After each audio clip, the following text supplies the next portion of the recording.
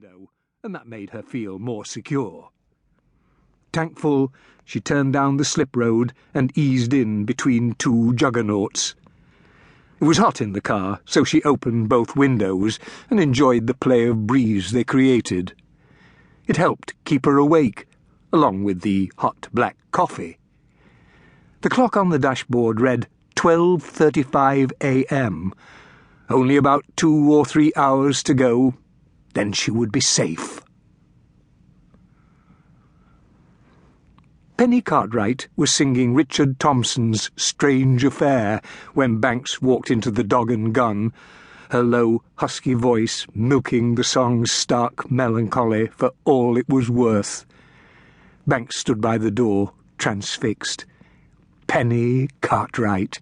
He hadn't seen her in over 10 years, though he had thought of her often, even seen her name in Mojo and Uncut from time to time.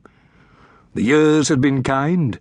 Her figure still looked good in blue jeans and a tight white T-shirt tucked in at the waist.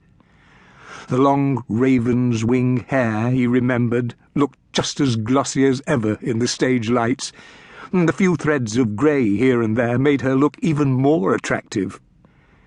She seemed a little more gaunt than before, a little more sad around the eyes, perhaps, but it suited her, and Banks liked the contrast between her pale skin and dark hair.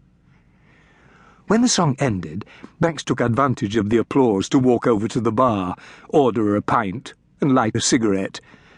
He wasn't happy with himself for having started smoking again after 6 months or more on the wagon, but there it was. He tried to avoid smoking in the flat, and he would stop again as soon as he'd got himself back together. For the moment, it was a crutch, an old friend come back to visit during a time of need. There wasn't a seat left in the entire lounge. Banks could feel the sweat prickling on his temples and at the back of his neck. He leaned against the bar and let Penny's voice transport him as she launched into Blackwater Side. She had 2 accompanists, one on guitar and the other on stand-up bass, and they wove a dense tapestry of sound against which her lyric lines soared.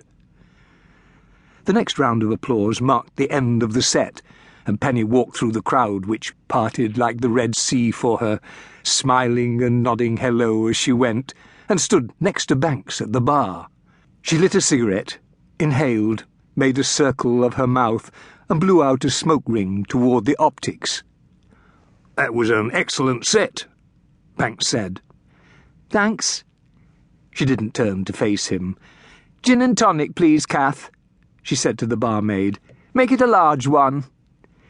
Banks could tell by her clipped tone that she thought he was just another fan, maybe even a weirdo or a stalker, and she'd move away as soon as she got her drink. "You don't remember me, do you?" he asked. She sighed and turned to look at him, ready to deliver the final put-down. Then he saw recognition slowly dawn on her. She seemed flustered, embarrassed, and unsure what to say. "Oh, yes, it's Detective Chief Inspector Burke, isn't it?" she managed finally. "Or have you been promoted?" "Afraid not," he said. "And it's Banks. But Alan will do. It's been a long time." "Yes." Penny got her gin and tonic and raised it to Banks, who clinked it gently with his pint glass. "Slancher?" "Slancher," said Banks. "I didn't know you were back in Helmthorpe." "Well, nobody put on a major advertising campaign." Banks looked around the dim lounge. "I don't know. You seem to have a devoted following." "Word of mouth, mostly. Anyway, yes, I'm back in the old cottage. What brought you here?" "I heard the music as I was passing," Banks said. "Recognise your voice. What have you been up to lately?"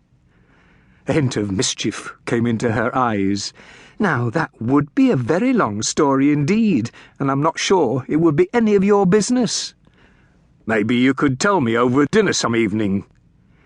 Penny faced him and frowned, her brows knit together, searching him with those sharp blue eyes, and before she spoke, she gave a little shake of her head.